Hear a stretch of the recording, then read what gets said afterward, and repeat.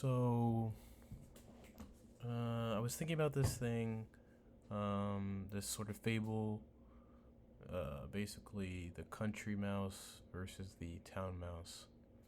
And the dilemma or the fable is kind of about two mice, one who lives in the country, which is basically very safe, very predictable in nature, very basics. You have your basic stuff, the mouse, and it can go and forage and get like berries or very basic sort of things and just comfortably live a comfortable life, but sort of very bare bones.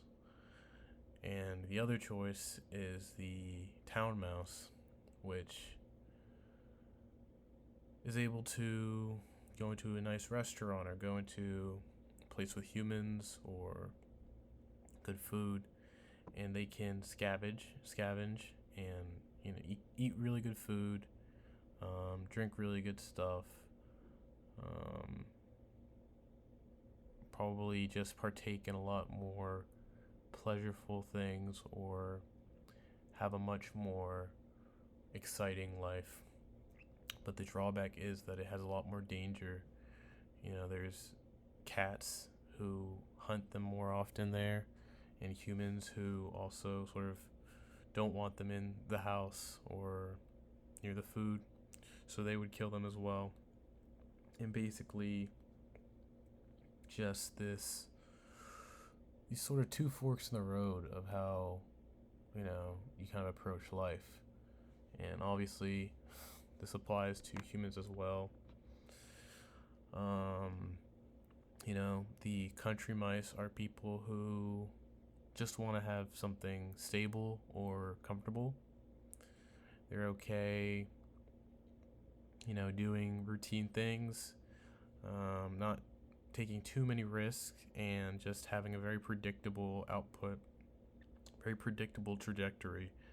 And, they're able to live a nice, comfortable life, and live probably a long life, but they just may miss out on the more extreme pleasures, or they might not go after their biggest dreams.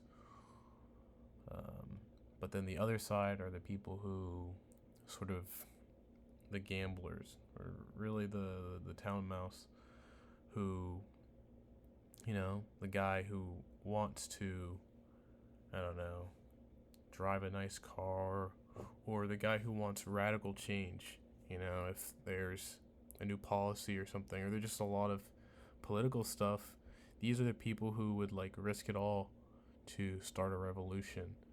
And it's like, would you rather, they're not comfortable with incremental change or change that doesn't help.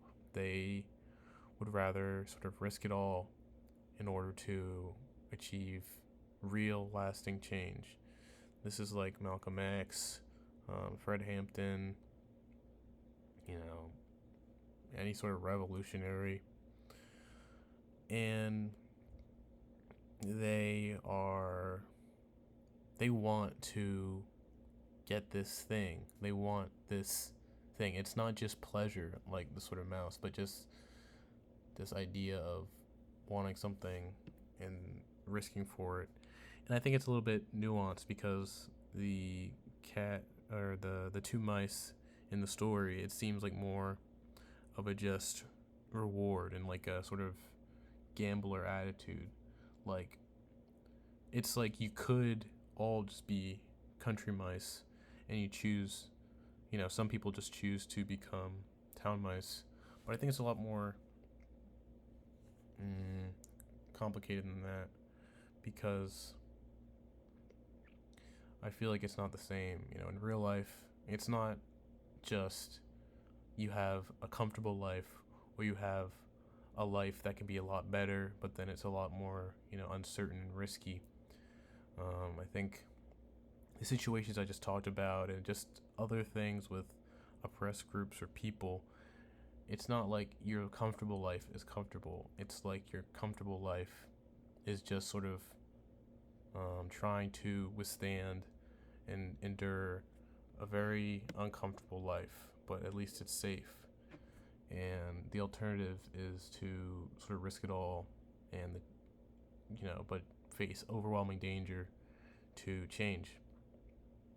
Um, Another thing, too, is about the responsibility of failure, or who takes responsibility for that. In the comfortable life, we sort of let people decide for us, or we follow institutions or systems and just do what they say because it's easier than, at least for a lot of people, including myself at a lot of times, getting that wrong or making a mistake or just wasting a lot of time or feeling stupid, because in the end you can just say, oh, it wasn't me, it was because I listened to this. And even though objectively you might be worse off, just cognitively it's a lot easier to deal with and just be able to blame things on other people. But on the other hand, and the town mouse, you take the responsibility for your mistakes and your setbacks, and not even just setbacks, but your just decisions. Because what's hard is, even with risk you take, and even if you did sort of the things you should have done, or that, and you're not like actually sad or angry about the choice you made, but maybe the result, that's sort of like that falls on you, and that's not fun to deal with, because it also makes you doubt yourself and makes you wonder if you should have just went for a comfortable life or just listened to somebody else. And it's a very hard thing to just be self-authored. It's just, you have to accept the choices you make might be wrong. And that's something I try to work on more. Every time I kind of feel like I'm ruled by hindsight bias in a way. But it's not that I falsely think that everything I did, or every mistake I made before was stupid. It's more that sometimes I worry that the things I know now I could have known before if I just sort of looked harder, or if I maybe thought harder, or just was more careful. And it's not, it's sort of impossible to say, I should have known I couldn't have known something fully, and it's tough to accept that a lot of the times. And going forward, it makes it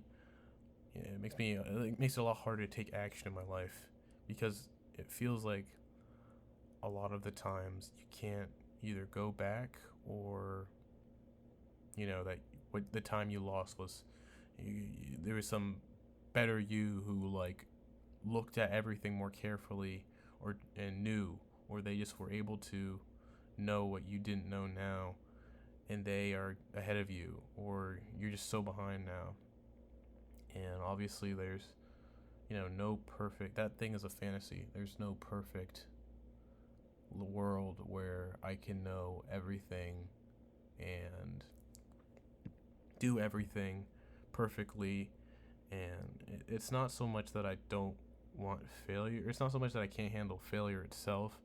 It's about what, the sort of existential risks you get once you do choose a path and you do commit, and it is sort of something you choose by yourself, or heavily by yourself, and you follow your values, and then doesn't come to pass what you wanted, and then this thing where you really had a lot of confidence in yourself sort of crumbles and wavers, and you're left wondering, can you do that again? Can you really do as much as you just did without, and accept that maybe that happens again? Because for me, it's very difficult.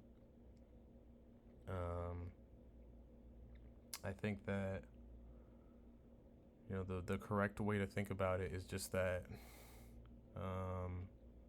the comfortable life isn't real either. You can't fully be comfortable even in a comfortable life, because by putting your faith into something else or other people, even though you can blame them, in the end, they aren't doing what you want, and they're not going for what you want, and they don't want what you want. So by listening to them, you're almost guaranteed not to have the life you want. But by listening to yourself, you could end up in a objectively worse spot than if you just played it comfortable. But there's also the chance that you do get the life that you really want. And for me, it's not so easy as being like, oh, then it's worth it, because even with the risk, I think it's important, and why would I want to live a life that's not what I want? For me, it just feels more like the comfortable life is sort of unbearable or blocked off, and a lot of comfortable things feel uncomfortable to me, like being in a very calm and stable place, or a calm little small city versus a big bustling city. The small one, excuse me, the small one has a lot of safety. You can do what you want and not worry about rent, have a secure job, etc. You might have more take home, you might even have more take home pay than if you go to these expensive places. You're spending a lot of money on rent and all these other things. But for me, there's just, if you wake up, you go to work, and then 5 p.m., everything's dead around you, or it's just some really boring stuff with people who kind of just want to do their little hobbies on the side, go to sleep and repeat. That's not exactly comfortable for me. And it's not as in, oh, they're not ambitious. It's just that it feels like our comfort levels are different, at least. What's comfortable for me is sort of, I think, at least the illusion of progress, or what's comfortable for me is mental stimulation. I like when things are happening and doing things that are mentally, challenging, or just engaging myself. I don't like autopiloting through my life. So, I don't know, I'm trying to be more like that, I guess.